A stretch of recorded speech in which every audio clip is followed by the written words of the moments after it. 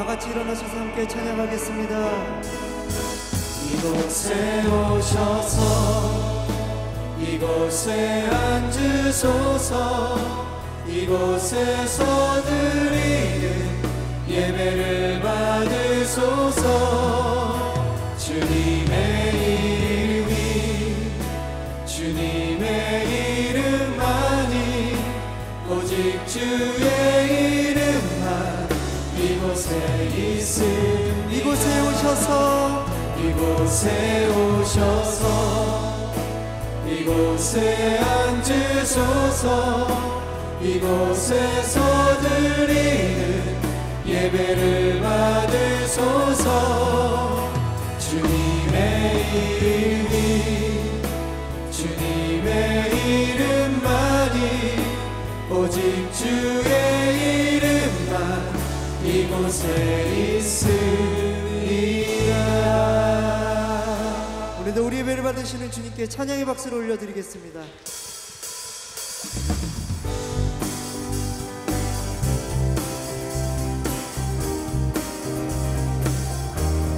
오랫동안 모든 죄 가운데 빠져 더럽기가 하려었던 우리 아무 공로 없이 구원함을 얻어 하나님의 자녀. 지금 오랫동안 모든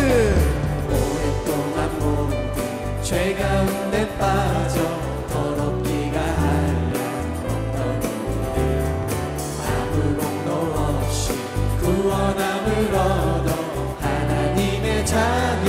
지금 내 안에 주의 그 사랑 주의 그 사랑 한량없도다. 찬송할지어다 예수의 공로. 주의 그 사랑 한량없도다.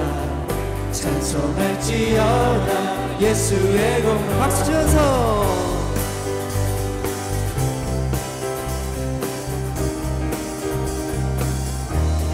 주의 보혈로서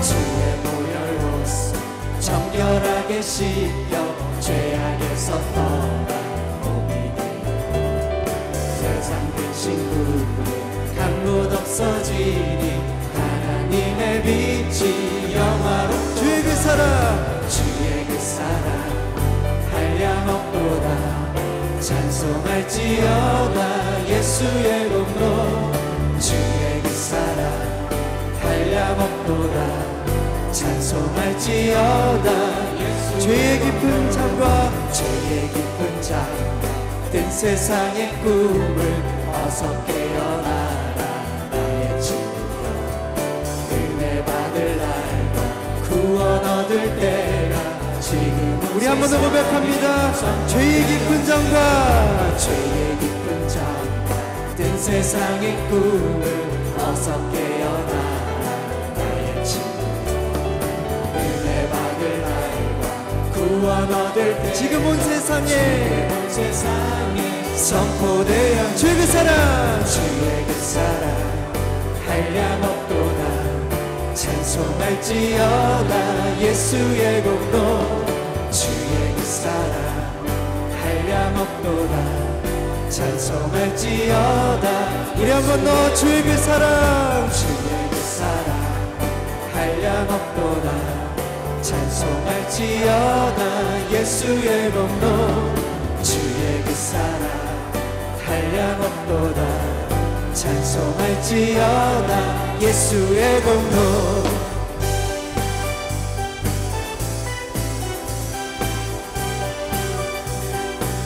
갈 길을 밝히 보이시니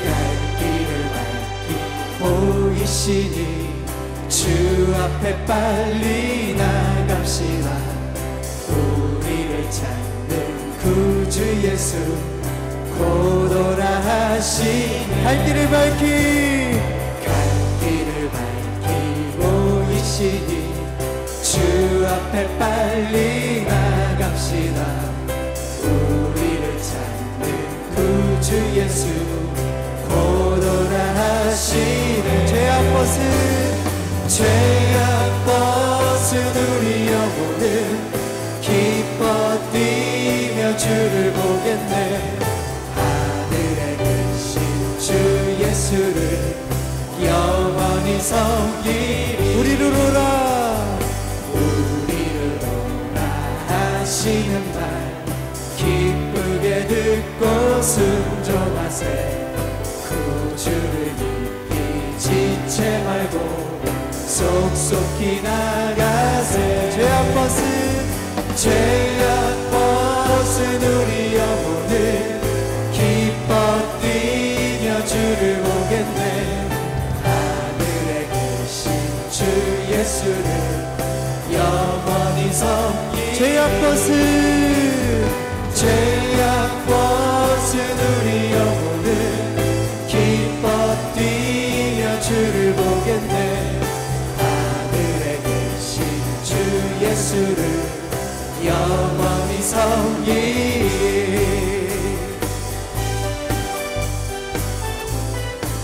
아멘. 주 오늘 여기 주 오늘 여기 계시오니 다 와서 주의 말씀 듣세. 듣기도 하며 생각하니 참 진리시로라. 죄악 벗은 죄악 벗은 우리 영혼을 기뻐 뛰며 주를 보겠네.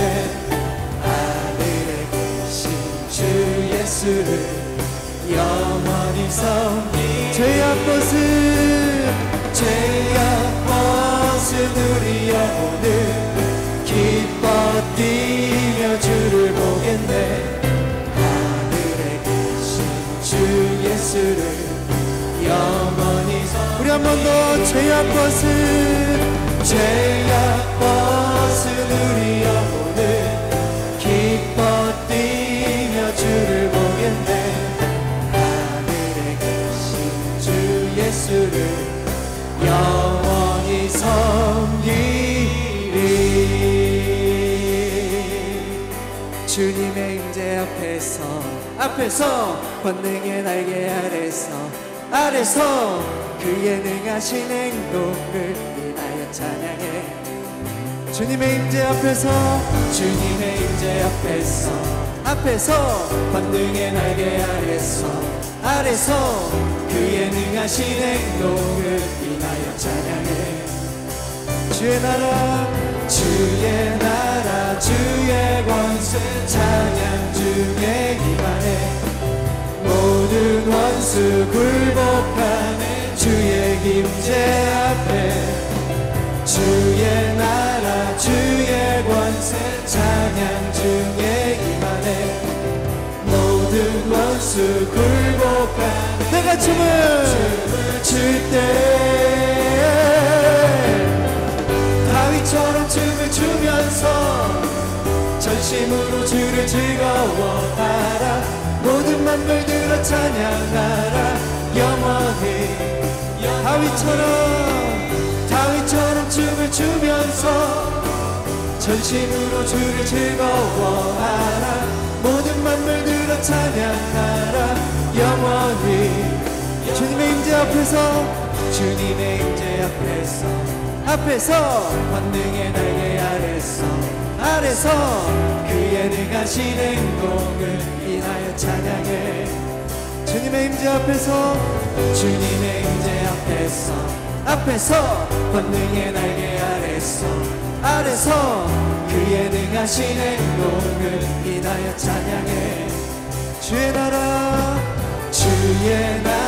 주의 권세 찬양 중에 임하네.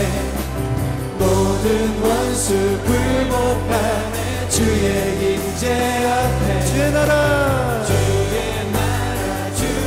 권세 찬양 중에 임하네. 모든 원수 굴복하네. 내가 춤을 때 다윗처럼 춤을 추면서 전심으로 주를 즐거워하라. 모든 만물들어 찬양하라. 영원히 다윗처럼 춤을 추면서 전심으로 주를 즐거워하라. 모든 만물들어 찬양하라. 영원히 우리 한번 더 다윗처럼 전심으로 주를 즐거워하라. 모든 만물들아 찬양하라. 영원히 다윗처럼 춤을 추면서 전심으로 주를 즐거워하라. 모든 만물들아 찬양하라. 영원히 할렐루야. 우리의 힘과 능력이 되시며 우리 영원한 주님이 되시는 주님을 찬양합니다. 아멘. 그 자리에 앉으셔서 마지막 찬양하겠습니다.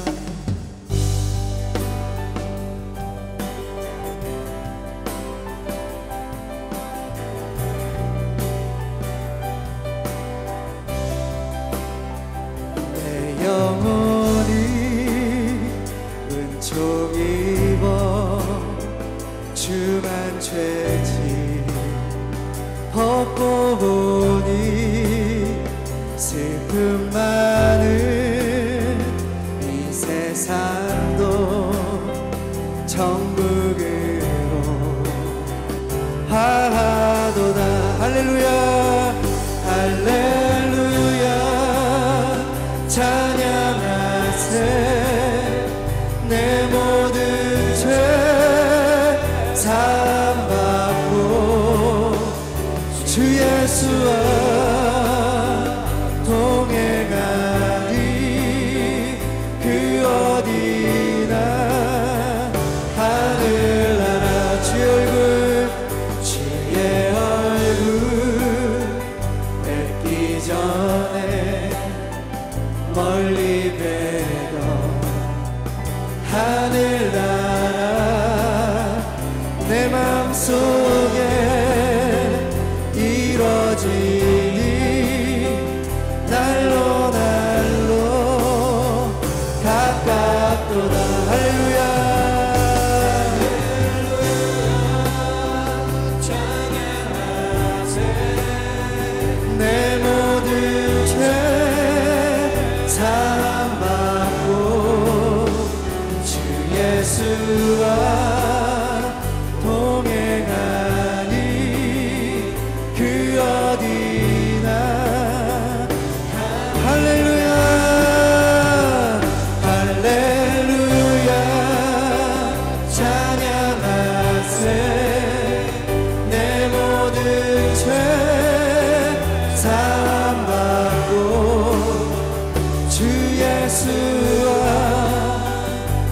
동행하니 그 어디나 하늘나라.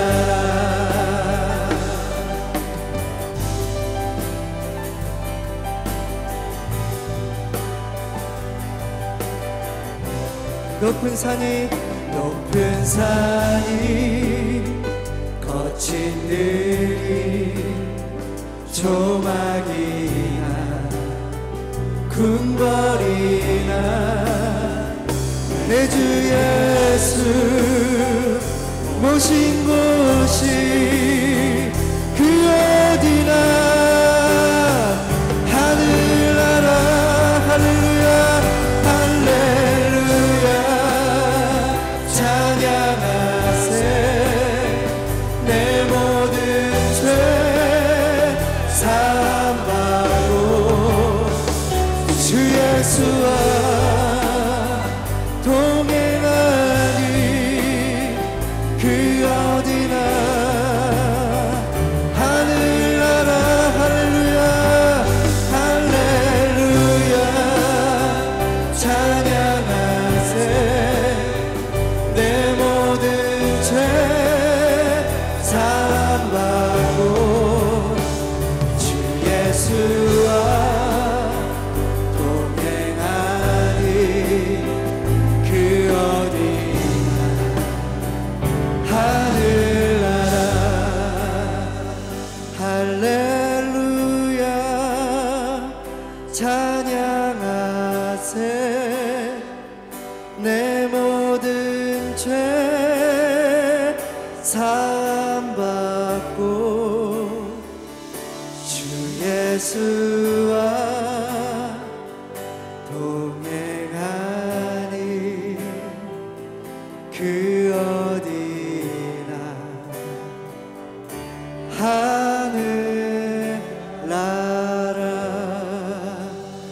합심하여 기도하겠습니다. 하나님, 우리가 주님의 오심을 기다리는 이 시간에 하나님을 온전히 찬양하고 높이는 사람들이 되기를 원합니다. 우리 평생 영원히 주님만을 찬양하고 높이게 하여 주시고 오늘 예배 가운데 모든 영광과 찬양을 받아 주시옵소서. 할렐루야. 사랑과 은혜가 풍성한 구원의 하나님, 대강절 둘째 주일을 맞아 저희들을 주님 전에 불려주심에 감사드립니다. 십자가의 보혈로 죄사함을 받고 소망과 사랑과 기쁨과 평화로 오신 주 예수 그리스도의 십자가의 공로만을 의지하여 주님께로 나아갑니다.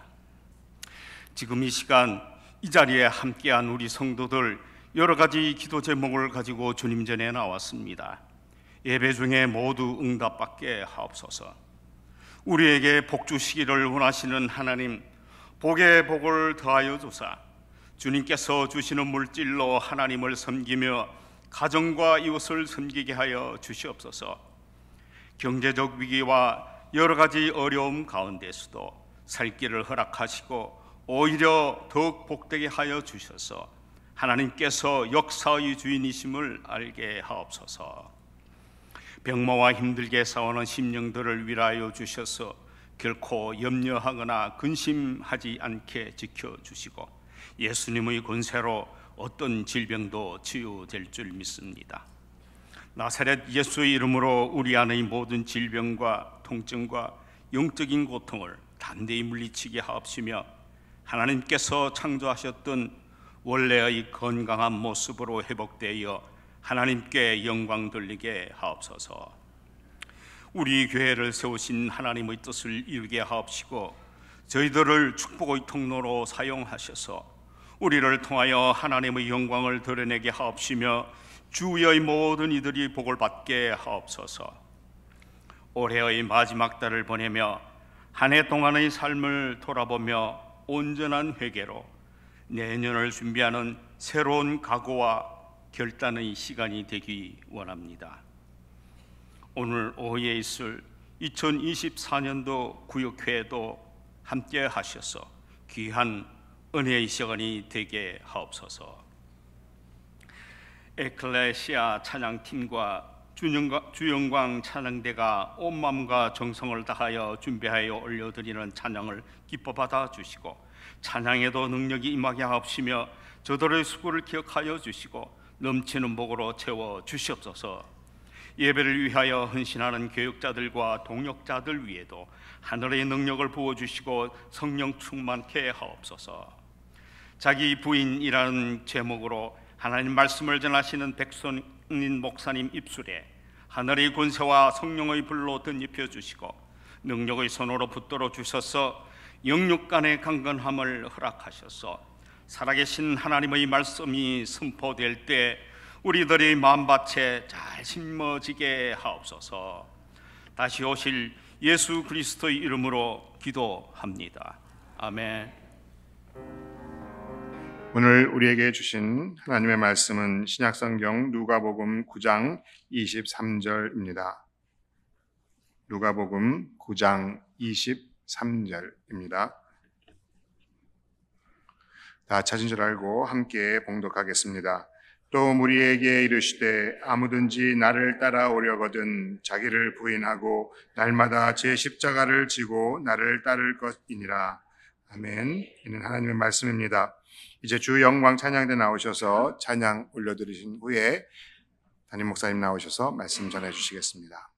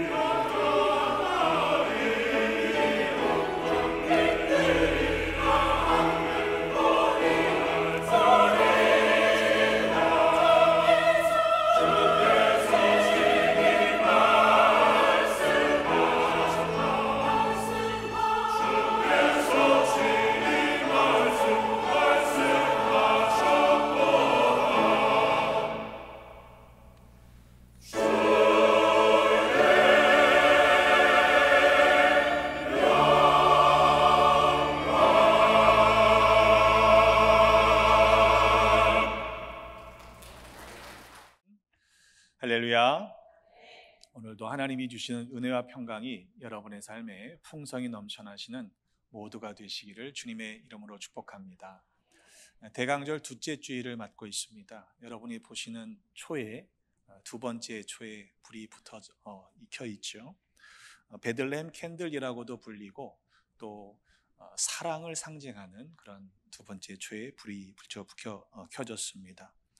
주님의 오심을, 다시 오심을 또한 함께 기다리며 또 초림을 기뻐하고 축하하는 이 거룩한 절기에 여러분들은 주님 맞을 준비가 되어 있으십니까? 아멘. 오늘 오셔도 괜찮을까요? 아멘. 오시면 어쩔 수 없는 거죠. 여러분, 집에 누군가 손님이 오시면 무엇을 가장 먼저 준비하시나요? 청소를 먼저 하시죠. 맞습니다. 일단 그냥 눈에 보이는 대로 가까운 클로짓에다 막 집어넣잖아요. 그죠? 제가 신방을 가보면 그 가족들이 그렇게 얘기를 하세요. 자주 오라고. 자주 와야 이제 대청소가 되니까 오라고 하시는 이야기를 듣습니다. 목사가 와도 한낱 목사가 와도 가정에서 깨끗하게 청소를 하고 손님 맞을 준비를 하는데, 하물며 우리 주님께서 우리의 삶에 오시고 또 우리의 가정에 찾아오신다 했을 때 여러분은 가장 먼저 무엇을 준비해야 할까요? 오늘 그런 맥락의 말씀을 나누려고 합니다. 웨슬리 목사님의 표준 설교를 가지고 2024년도 말씀을 나눠가고 있는데 올해 안에 끝내려고 지금 계획합니다. 그런데 오늘 본문의 말씀이 큰 주제가 특별히 이 절기와 다르지 않다라고 생각이 들어서 오늘 말씀을 택했습니다. 본문의 말씀을 유진 피터슨 목사님이 쓰신 메시지 성경으로 다시 읽어봅니다. 누구든지 나와 함께 가려면 내가 가는 길을 따라야 한다. 결정은 내가 한다. 너희가 하는 것이 아니다. 고난을 피해서 달아나지 말고 오히려 고난을 끌어안아라. 나를 따라오너라. 그러면 내가 방법을 알려주겠다. 조금 더 분명하게 그 메시지가 들립니다. 여러분, 정말로 진심으로 주님과 함께 동행하기를 원하십니까? 아멘. 여러분, 우리가 그리스도인이라고 하는 이름으로 불린다고 한다면 적어도 우리는 예수님이 가신 길 대신 주님과 동행하기로 결단하고 이 믿음의 여정에 나선 줄로 믿습니다. 그렇다면 내가 원하는 길이 아니라 길 대신 주님이 가자 하시는 대로 따라가는 것이 맞습니다. 그런데 정말 우리들 솔직하게 자신에게 물어보세요. 과연 우리는 하나님이 기뻐하시는 그 뜻을 따라 살고 있는가? 예수님께서 가자 하시는 그 길로 기꺼이 나아가고 있는가 말입니다. 오늘 말씀에서 우리가 주님과 동행하기 위해서 가장 첫 번째로 해야 할 일이 무엇이냐? 자기 부인이라고 하는 사실을 가르치고 계십니다. 어디로 갈지, 무엇을 할지 실은 내가 결정하는 것이 아니라 주님께서 가자 하시는 곳으로 따라가기 위해서는 내 가고자 하는 길을 내려놔야 한다는 것입니다. 주님께서 결정하시도록 그 결정권을, 주권을 주님께 내어드리는 것이 가장 첫 번째 스텝인 것이지요. 왜 자기를 부인해야 하는지 웨슬리 목사님은 그 이유를 이렇게 밝히고 있습니다.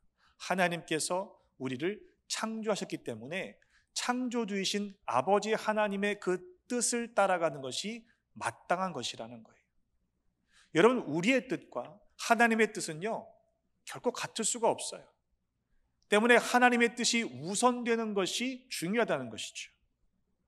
고린도전서 6장 19절의 말씀에 보면 너희 몸은 너희가 하나님께로부터 받은 바 너희 가운데 계신 성령의 전인 줄 알지 못하느냐, 그렇게 말씀하십니다. 어떻게 합니까? 너희는 너희 자신의 것이 아니니까 너희 몸으로 하나님께 영광을 돌려드려야 한다. 왜요? 예수님께서 핏값으로 우리를 사셨기 때문이라는 거예요. 여러분, 우리가 누구의 것이라고요? 하나님의 것, 하나님의 소유하신 바 된 하나님의 백성이라는 사실을 믿으시기를 주님의 이름으로 축복합니다. 우리 가요 가운데 그런 노래 있잖아요. 내 인생은 모르시나요? 내 인생은 나의 것이 아니라는 거예요. 여러분, 그 사실을 안다면 하나님의 뜻을 따라 살아가는 것이 마땅하죠. 그런데 자기를 부인하지 못하기 때문에 하나님의 뜻에 반하는 삶을 살게 된다는 것입니다. 또한 다른 이유는 우리가 우리의 뜻은요, 하나님과 비교했을 때 우리의 뜻은 온전할 수가 없고 하나님의 뜻과는 역행하는 삶을 살아가는 본성을 가지고 있기 때문이라고 웨슬리 목사님은 설명하고 있습니다. 하나님의 뜻은 완전합니다. 그 뜻은 하나님께로 우리를 날마다 더 가까이 인도하시려는 선하신 뜻입니다. 하지만 우리 스스로의 모습을 보세요. 정말로 우리가 하나님께로 가까이 나아가려고 노력하고 있느냐? 아니면 어떻게 할 수만 있다면 어떻게 해서든지 주님으로부터 멀어지려고 하는 그런 본성을 가지고 있는 것은 아닌가? 후자인 경우가 더 많잖아요. 말씀을 받는 우리들의 마음의 태도를 봐도 쉽게 알 수 있습니다.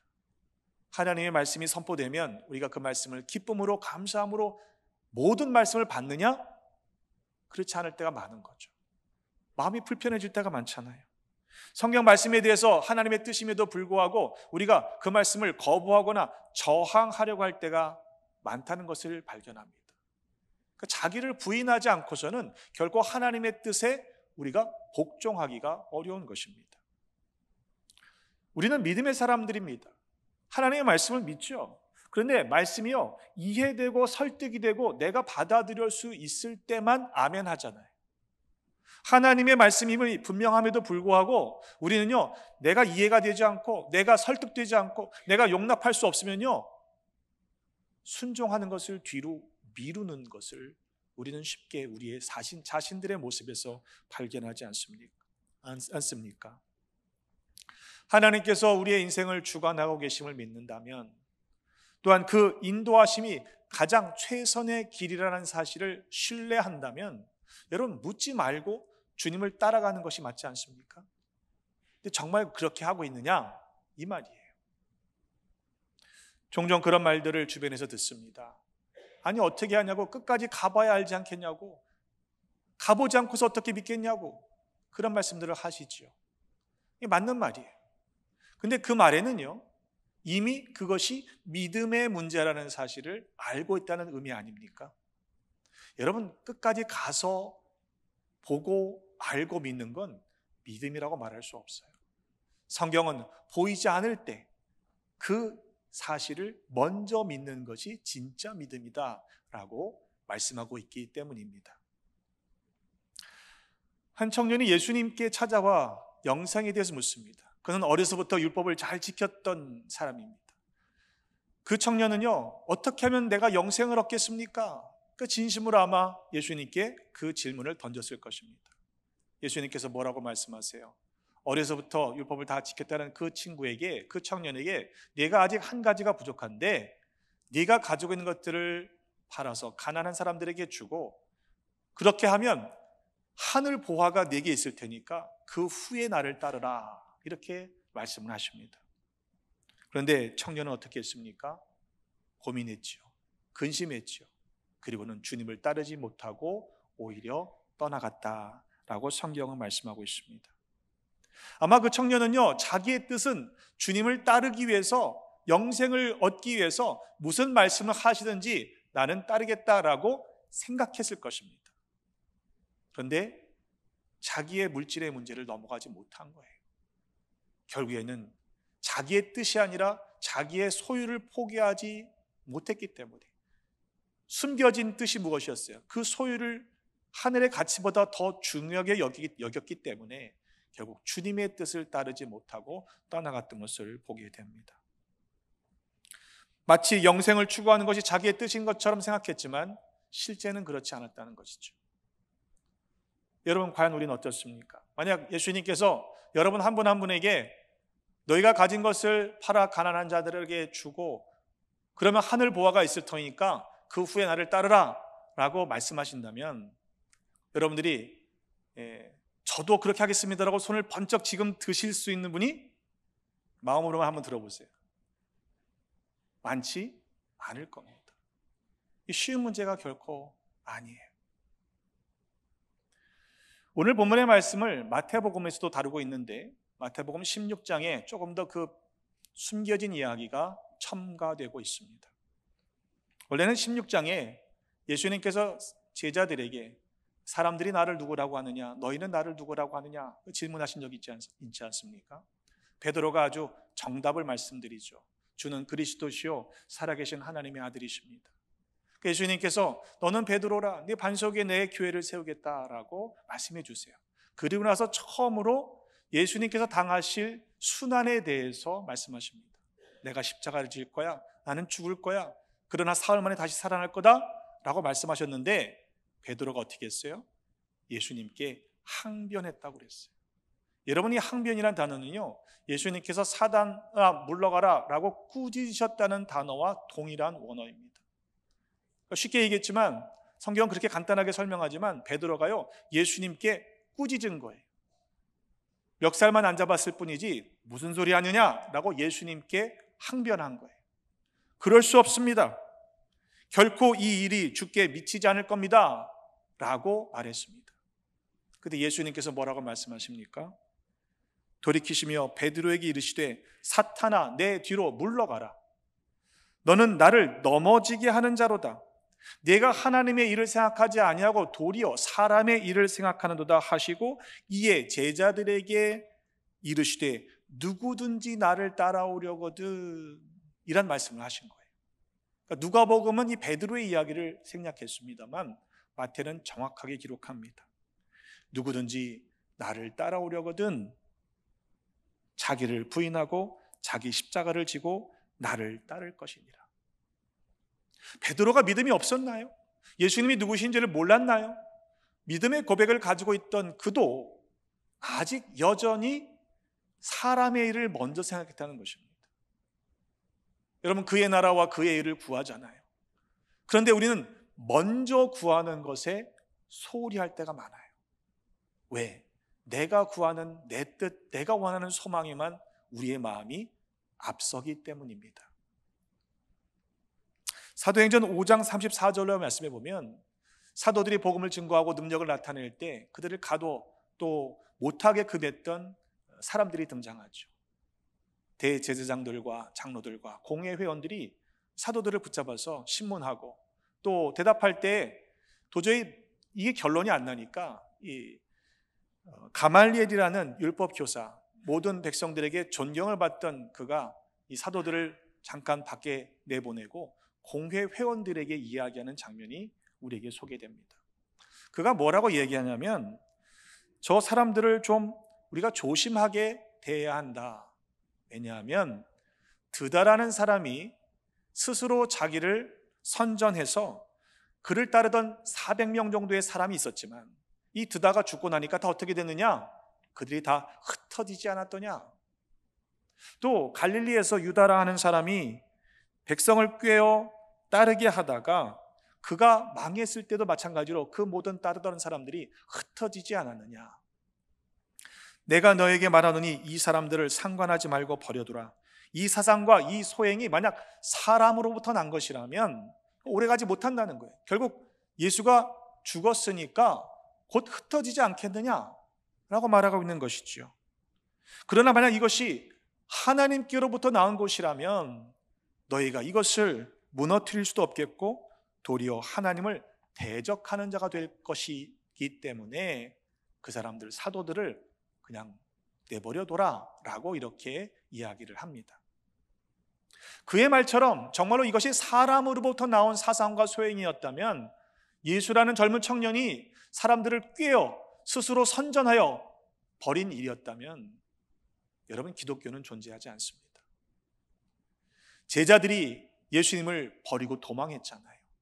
잡히신 주님을 버리고 도망했던 그들이 어떻게 자신들조차도 십자가를 지고 순교를 당하기까지 예수님이 다시 사셨다는 부활을 증언하는 증인으로 살 수 있었겠습니까? 주님을 만났기 때문입니다. 여러분, 그 은혜가 우리에게 있으시기를 주님의 이름으로 축복합니다. 하나님께서 일하시는 방법은 참 신비하고 놀랍습니다. 그런데 공통적인 경험이 있는 것 같아요. 하나님이요, 미리 일찌감치 주시지 않더라고요. 꼭 듀데이 마감 직전까지 우리를 애태우시는 경우를 보게 됩니다. 우리한테 너무 많이 주시지도 않아요. 필요한 만큼 주십니다. 왜? 우리가 미리 받으면요, 하나님이 역사하셨다는 사실을 우리가 몰라요. 내가 할 수 있는 방법을 동원해서 뭔가 해보다가 잘 되면 내가 잘해서 그것이 이루어졌다라고 생각하기 쉽기 때문입니다. 내가 할 수 없는 아무런 능력이 없던 마지막 순간에 하나님이 비로소 일하신다는 사실을 믿으시기를 바랍니다. 그러니까 절망하지 마세요. 나는 방법이 없습니다. 나는 이제 끝이라고 생각했습니다. 그런데 비로소 그때 하나님이 일하시기 때문에 그래요. 아브라함과 사라가 이삭을 낳았을 때요, 육신의 방법으로는 소망이 다 끊어졌던 그 시간, 그때에 하나님은 약속의 아들을 그들에게 선물로 주셨기 때문입니다. 여러분, 그런 일들이 우리 삶에서 일어나야 하지 않겠습니까? 하나님만을 의지하십시오. 하나님을 의지하려면, 하나님의 뜻에 순종하려면 내 뜻을 내려놔야 합니다. 자기를 부인하는 것만으로 충분하지 않습니다. 자기 십자가를 지라라고 말씀하고 계십니다. 근데 이 자기 십자가를 진다는 것은 자기가 짊어지고 있는 그 십자가를 견디는 것과는 조금 더 구분해야 한다라고 웨슬리 목사님은 설명하고 있어요. 그러니까 십자가를 견딘다고 하는 것은 내가 원해서 하는 것이 아니라 내게 주어진 것입니다. 스스로 선택한 것은 아니지만 이 주어진 십자가를 참는 것을 십자가를 견딘다라고 설명했습니다. 우리 각자 삶을 돌아보면 견뎌내야 하는 십자가 있잖아요. 말 안 해도 아시죠? 네. 웃으시는 분들은 그 집안에 십자가 있는 것 같아요. 네. 이건 내 십자가야, 내 십자가야. 그러니까 이건 내가 선택한 게 아니고 내게 주어진 거예요. 그러니까 이건 견뎌내야 하는 거죠. 그런데 십자가를 진다라고 하는 개념은 웨슬리 목사님은 어떻게 설명하냐면, 내 뜻과는 다르지만, 내가 원하는 것은 아니지만 그것이 하나님의 뜻이라는 사실을 알기 때문에 그것을 적극적으로 내 안에 품는 것을 말한다, 이렇게 설명하고 있어요. 그러니까 이건 어쩔 수 없는 것이 아니라 내가 그것을 내게 주신 십자가로 받아들이는 적극적인 신앙의 행위라는 거죠. 예수님도요, 아버지의 뜻에 복종하시기 위해서 몸부림치셨어요. 예수님이 하나님 아버지의 뜻을 모르셨을까요? 아셨잖아요. 제자들에게 말씀하셨잖아요. 그럼에도 참 신이시오 동시에 참 인간이셨던 예수님께서 육신의 그 십자가의 고통을 가능하면 피하고 싶으셨던 것이 육신의 예수님의 뜻이었다면, 내 뜻대로가 아니라 아버지의 뜻대로 되기를 원합니다 라고 간절히 기도하셨던 주님의 그 모습을 기억할 때, 우리 또한 하나님의 뜻에 순종하기 위해서 내게 주어진 십자가를 지기 위한 간절한 영적인 과정이 필요하다라고 말할 수 있을 것입니다. 예수님께서는 아버지의 뜻을 구하셨습니다. 만약 아버지의 뜻이 이 잔이 옮겨지는 것이라면 그렇게 해주십시오. 하지만 내 뜻대로가 아니라, 내 원대로가 아니라 아버지의 원대로 되기를 원합니다. 그때 천사가 하늘로부터 내려와서 예수님의 기도하시는 것을 도왔다, 힘을 더했다, 성경이 기록합니다. 예수께서 힘쓰고 애써 더욱 간절히 기도하실 때 얼마나 몸부림치며 기도하셨던지, 땀이 땅에 떨어질 때 마치 핏방울 같이 되었다라고 성경은 증언합니다. 내가 원하는 대로, 하나님 내가 이런 계획 다 세워놨으니까 이거 하나님이 땅땅 도장 찍으세요, 하나님께 그것을 강요하는 것이 기도가 아니라, 내 뜻이 아니라 아버지의 뜻대로 되기를 원합니다 라고 주님의 뜻에 내 삶을 복종시키기까지 부르짖는 것이 참된 기도다라고 말씀하고 계시는 것입니다. 십자가를 지되 억지로 지은 사람도 있었습니다. 예수님께서 십자가를 지시고 골고다 언덕을 올라가실 때 지치셨죠. 쓰러지셨죠. 그때 로마 군인이요, 한 사람을 지목해서 예수님의 십자가를 대신 지게 했습니다. 마가복음은 이렇게 기록합니다. 마침 알렉산더와 루포의 아버지인 구레네 사람 시몬이 시골로부터 와서 지나가는데 그들이 그를 억지로 같이 가게 하여 예수의 십자가를 지우고 그랬어요. 그 장면을 보기 위해 온 사람이 아닙니다. 시골에서부터 지나가던 사람입니다. 그런데 예루살렘 도성에서 아주 사람들이 많이 모여있는 광경을 보게 되는 거예요. 무슨 일인가 아마 싶었을 거예요. 기웃기웃하다가 그의 건장한 체격이 아마 로마 군사의 눈에 띄었겠지요. 자기가 그 불쌍하고 또 힘없이 쓰러진 예수라는 사람을 보면서 내가 저 십자가를 져드려야겠구나 라고 스스로 원해서 나선 것이 아니었습니다. 그래서 성경은 굳이 억지로라고 하는 단어를 기록했을 것입니다. 시몬의 뜻이 아니었기 때문에 그래요. 근데 성경은 어떻게 기록합니까? 그 과정에서 어떤 일이 일어나는지 알지 못하지만 사도 바울은요, 로마서 16장에 그의 가정을 이렇게 기록하고 있습니다. 주 안에서 택하심을 입은 루포와 그의 어머니에게 문안하라. 그의 어머니는 곧 내 어머니니라. 여러분, 루포의 아버지가 구레네 사람 시몬이었잖아요. 그냥 지나가다가 괜히 군사의 눈에 띄어서 그냥 그렇게 잡힌 것이 아니었다는 겁니다. 하나님은 그의 가정을 택하셨다는 거예요. 주 안에서 택하심을 입은 가정을 세우기 위해서 하나님은 시몬에게 그 십자가를 억지로 지게 하셨던 겁니다. 그래서 루포는요, 그 이름이 그곳에 등장하고 있고요. 그의 어머니는, 시몬의 아내는요, 사도 바울의 어머니와 같은 존재로 성경에 기록되어 있다는 것을 우리는 보게 됩니다. 여러분, 하나님의 행하실 일에는 실수가 없습니다. 자기 십자가를 질 때에 그것이 억지로라도 지는 모두가 되십시다. 하나님은 그 과정을 통해서 우리의 각 가정을, 우리의 삶을 더욱 아름답게 변화시키실 수 있는 전능하신 하나님이시기 때문에 그렇습니다.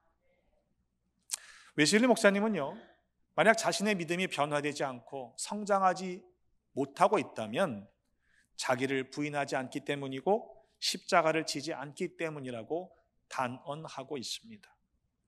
우리가 병이 걸려서 병을 고치기 위해서 의사를 찾아갔는데 의사 선생님이 말씀하시는 처방을 받지 않는 것과 다르지 않다고 말씀하고 있는 것이죠. 여러분, 자기를 부인한다고 하는 것은 그냥 나를 비우는 그런 것이 아닙니다. 세상의 종교 가운데도 자기 비움의 종교가 있잖아요.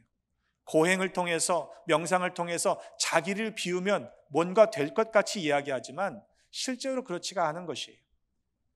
예수님께서 이 세대가 얼마나 악한지를 비유하실 때 귀신 들렸던 사람에 대한 이야기를 말씀하십니다. 더러운 귀신이 사람에게서 나가서 물 없는 쉴 곳을 찾다가 찾지 못하고 내 집으로 돌아가야지.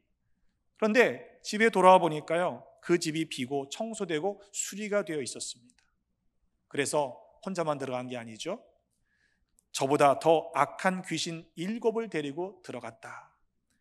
그 사람의 나중 형편이 전보다 더욱 심하게 되었다라고 말씀하고 계십니다. 자기를 부인하고 자기 십자가를 지고 따른다고 하는 것은 나를 비우는 상태가 아니라 실은 예수 그리스도를 내 삶의 중심에 모시는 것을 의미합니다. 주님의 뜻대로, 하나님의 뜻대로 그것이 가장 최선이라는 사실을 믿고 내 뜻과는 반하지만, 내 뜻은 그것을 저항하지만, 그러나 주님의 뜻을 따르기로 내 몸을 처 복종하는 것이, 그것이 자기 십자가를 지는 것이다 라고 이해하는 것입니다.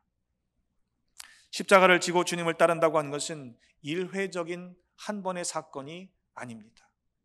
말씀해 보니까 주님은 날마다 따르라고 말씀하고 계세요.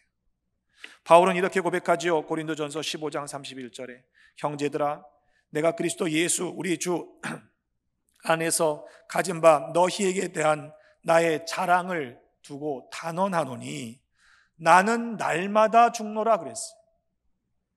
사도 바울도 자기 자신의 뜻을 내려놓기 위해서, 그 십자가를 지기 위해서, 십자가를 자랑하기 위해서 날마다 죽는다고 말씀했습니다. 왜 우리는 이처럼 한 번의 사건이 아니라 날마다 십자가를 지고 주님을 따라야 합니까? 사탄이요, 끊임없이 우리를 회방하기 때문에 그래요. 하나님의 일보다 사람의 일을 더 우선적으로 생각하게 미혹하기 때문에 그렇습니다.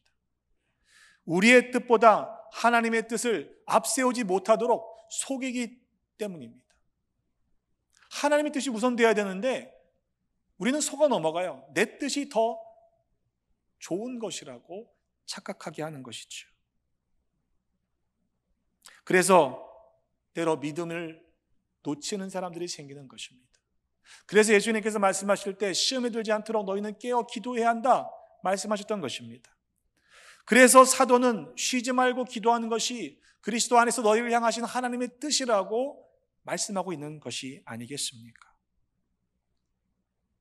실제로 믿음 가운데 파선했던 사람들이 있었습니다. 디모데전서 1장 19절로의 말씀에 보면 믿음과 착한 양심을 가지라. 어떤 이들은 이 양심을 버렸고 그 믿음에 관하여는 파선하였느니라. 여러분, 믿음이 없던 사람들이 아니라니까요. 믿음이 있었던 사람들입니다. 그런데도 그 가운데 파선한 사람들의 이름이 등장하고 있어요. 그 가운데 후메네오와 알렉산더가 있으니 내가 사탄에게 내준 것은 그들로 훈계를 받아 신성을 모독하지 못하게 하려 함이라고 그랬어요. 여러분, 오죽하면 사도 바울도 포기한 사람이 있었겠습니까? 히브리서 6장 4절로 6절의 말씀에 보면 한번 빛을 받고 하늘의 은사를 맛보고 성령에 참여한 바가 되고 하나님의 선한 말씀과 내세의 능력을 맛본 사람들이 만약 타락하게 되면 그러면 회개할 수 없다. 다시 새롭게 하여 회개할 수 없다라고까지 말씀하고 있습니다. 여러분, 은혜를 맛본 사람들이잖아요. 은사를 가지고 있는 사람들입니다. 하나님의 선한 말씀과 내세의 능력을 받고도 맛보고도 타락하면 왜 회개할 수 없느냐? 그것은 곧 하나님의 아들을 다시 십자가에 못 박고 욕되게 하는 행위와 같기 때문이라고 말씀하고 있는 거예요. 내 자신을 쳐서 십자가의 날마다 나를 못 박아야 함에도 불구하고 십자가를 지고 따라가야 함에도 불구하고 내 뜻이 더 우선되기 때문에 예수님을 다시 십자가에 못 박는 행위를 하고 있는 것이 그것이 용서받을 수 없는 죄가 된다고 말씀하고 있는 것입니다. 어떻게 해야 합니까? 우리가 성령을 따라 살아가야 하는 이유가 바로 그것입니다. 왜? 내 뜻대로는 결코 구원에 이룰 수 없기 때문입니다. 에베소서 5장 17절의 말씀에 보면 그러므로 어리석은 자가 되지 말고 오직 주의 뜻이 무엇인가 이해하라. 술 취하지 말라. 이는 방탕한 것이니 오직 성령으로 충만함을 받으라고 그랬어요. 여러분, 성령 충만함을 받은 것은요, 가슴이 뜨거워지는 것으로 끝나지 않습니다. 뜨거워진 가슴으로 주님의 뜻을 따라 살아가도록 우리를 인도하시는 성령님께 내 인생을 맡겨드리는 것이 실은 성령 충만함입니다. 심지어 성령 충만함의 많은 메시지들을 보시면요, 그 사건들 가운데는 말하게 하심을 따라 말했다라고 하는 복음을 증거하기 위해 우리를 뜨겁게 하시는 성령님의 역사를 보게 됩니다. 심지어 혀조차도 내 뜻대로 사용하지 않았다는 이야기입니다. 갈라디아서 5장 16절의 말씀에 보면 내가 이르노니 너희는 성령을 따라 행하라. 그리하면 육체의 욕심을 이루지 아니하리라. 육체의 소욕과 성령님은요, 병립할 수가 없어요. 양립할 수가 없어요. 왜? 성령을 따라 살아가는 사람들은 육체의 소욕을 원하지 않기 때문에 그래요. 여러분, 만약 우리가 여전히 이 육체의 일을 행하고 있다면 우리는 성령을 따라 살아가지 아니하고 하나님의 뜻이 아니라 내 뜻대로 살아가는 인생이라고 말할 수밖에 없을 것입니다. 요즘 한국의 방산 산업이 굉장히 발달을 해서 세계 여러 국가에서 한국의 무기 체계를 수입하는 발전된 나라로 성장했습니다. 불과 62년 전에는요, 우리나라 기술로 소총 하나를 제대로 만들 수 없었던 나라가 대한민국입니다. 그래서 월남전에 가서 M16나 이런 소총들을 우리 파병 갔던 우리 군인들이 몰래 숨겨가지고 들어왔던 나라가 우리나라예요. 근데 최근에는요, 예를 들면 K9 같은 자주포라는 현대식 자주포를 만들어서 수출합니다. 대단하지 않습니까? 이건요, 포탄을 손으로 놔두는 게 아니에요. 그 포탄을 공급해 주는 시스템까지 있습니다. 근데 여러분 생각해 보세요. 아무리 최신식 자주포를 가지고 있다고 해도요, 그 자주포에 포탄이 없으면 이 무기는 쓸모없는 무기가 되는 겁니다. 우리가 하나님의 은혜를 경험했는데, 성령을 체험했는데, 날마다 주시는 성령 충만하면 삶을 살아가지 않으면요, 마치 포탄이 없는 이 무기와 다르지 않다는 것이죠. 날마다 제 십자가를 지고 따라야 하는 이유가 여기에 있습니다.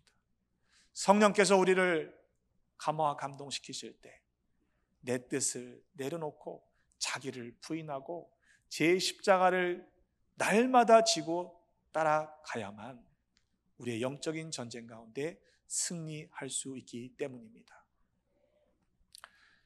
십자가는 실은 저주의 상징이었습니다. 하지만 사도 바울은요, 그것을 자랑하고 있습니다. 갈라디아서 6장 14절의 말씀에 보면, 그러나 내게는 우리 주 예수 그리스도의 십자가 외에 결코 자랑할 것이 없으니 그리스도로 말미암아 세상이 나를 대하여 십자가에 못 박히고 내가 또한 세상을 대하여 그러하니라 그랬어요. 더 이상 십자가는 저주의 상징이 아닙니다. 우리를 향하신 가장 하나님의 위대한 사랑이 그 십자가이기 때문입니다. 예수님은요, 그 십자가의 도에 복종하시기 위해서, 십자가를 지시기 위해서 하늘 보좌를 포기하고 이 땅에 내려오셨어요.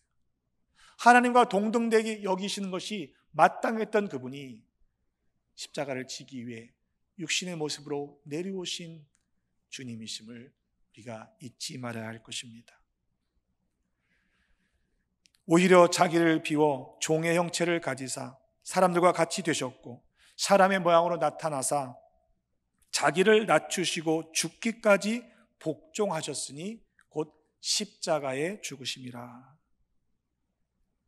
만약 예수님께서 그렇게 무기력하게 십자가에서 죽으신 것으로 인생을 마감하셨다면 주님을 따르는 사람은 아마 아무도 없었을 것입니다. 그러나 하나님이 어떻게 하셨습니까?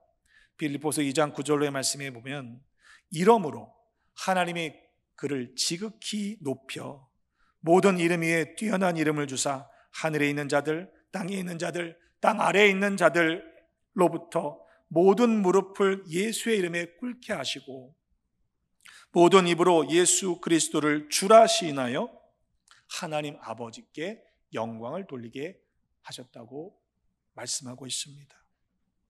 여러분, 십자가를 지는 것은 결코 패배가 아닙니다.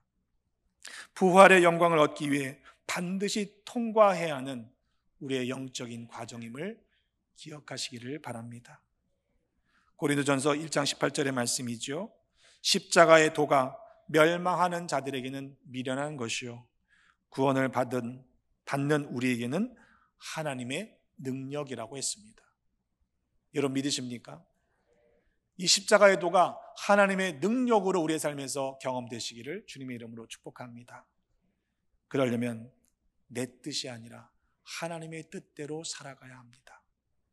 자기를 부인하고 날마다 제 십자가를 지고 주님을 따라가야만 그 능력을 경험할 수 있습니다. 바라기는 우리 사랑하는 모든 배단의 지체들, 여러분들의 삶, 여러분들의 가정이 날마다 제 십자가를 지고 주님을 따라감으로 말미암아 그 하나님의 크신 구원의 능력을 풍성히 경험하시는 이 복된 절기 되시기를, 한 주간 되시기를 주님의 이름으로 축복합니다. 기도하겠습니다.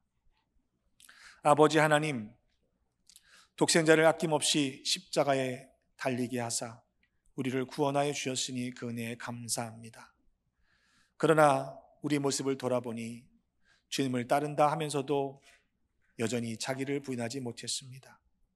하나님의 일을 먼저 생각하기보다 사람의 일을 앞서 생각했던 죄를 회개하오니 용서하여 주옵소서. 성령께서 우리 안에 내주하셔서 하나님의 뜻을 깨닫게 하시고 날마다 제 십자가를 지고 주님을 따르는 믿음의 사람들이 되게 하여 주옵소서.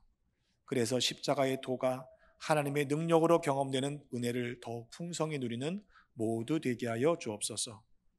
십자가를 지시기 위해 죽기까지 복종하신 우리 구주 예수 그리스도의 이름으로 축복하며 기도하옵나이다.